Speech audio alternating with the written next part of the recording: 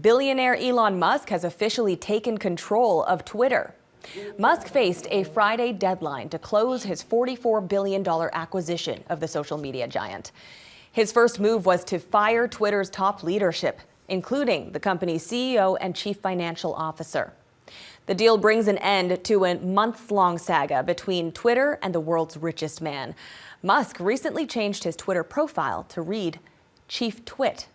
What Thierry Breton was doing, quite rightly so, was simply reminding what is the framework that any company operating in Europe has to comply with. There are certain activities which are not compliant with the rules, regulations, and laws in the member states.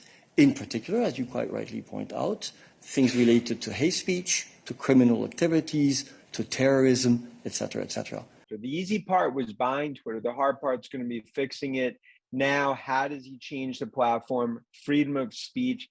Does he let Trump back on? What the headcount cuts look like? These are some of the questions that Musk ultimately will answer over the coming weeks. Yeah, so Twitter goes private and the process starts today. And then behind the scenes, ultimately tries to transform this company. But Twitter's days as a public company essentially ends today. For Twitter investors, it's the best thing that ever happened. I mean, they're getting double what they would if the stock was not involved with Musk. They'll obviously get the cash now for that stock. And then that really becomes the question going forward in terms of what the next step is. I think the problem for Musk is monetization. I mean, Twitter, as pervasive as it is, it's basically been a treadmill stock, a troubled asset. He has a lot of wood to chop. I think there's going to be probably a paid subscription piece. He's going to have to increase engagement. Clearly, headcount cuts will be on the horizon. And then the journey to creating a WeChat-like app that we see in China, that's really, I think, the ultimate strategic goal for Musk when it comes to Twitter. I'd say that a lot of people are looking at it and think it's a freedom. It's going to give freedom of speech. I think that doesn't account for the fact that Twitter is international, and also doesn't account for the fact that second something's privatized by one of our richest people in our country, it really takes, like, you don't realize what ramifications can come from that, and then also what of your personal information can go to that corporation and then be sold for profit. So I respect the guy, admire the guy. I think he's the Thomas Edison of our generation. And, you know, I think that he's for an exchange of ideas. I know he goes back and forth and he makes it a little comical. I don't think he takes it too serious sometimes, but, you know, like with the depopulation thing, he brings out awareness to things that a normal person just ignores and never thinks of. Personally, I think it's good. I mean, I'm not really a fan of it.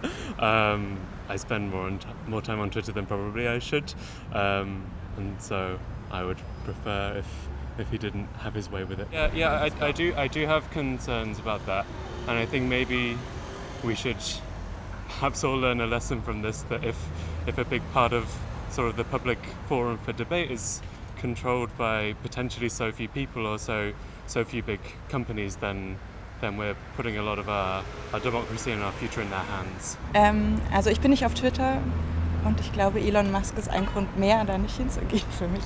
Naja, es gab ja vorher schon Medienmogule. Also Murdoch hat ja auch viele Medien, Berlusconi hat sich auch Kanäle gekauft. Das ist jetzt, glaube ich, kein neues Phänomen. Das ist auch, glaube ich, eine Lernkurve, die diese ganzen sozialen Medien jetzt durchmachen müssen. Und wir auch. Und ja, die Frage ist natürlich auch, wie viel Wert man dem beimisst als Gesellschaft.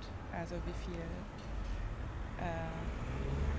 ob man da nicht doch weiter in die öffentlichen Medien investiert und diesen Wert halt auch weiterhin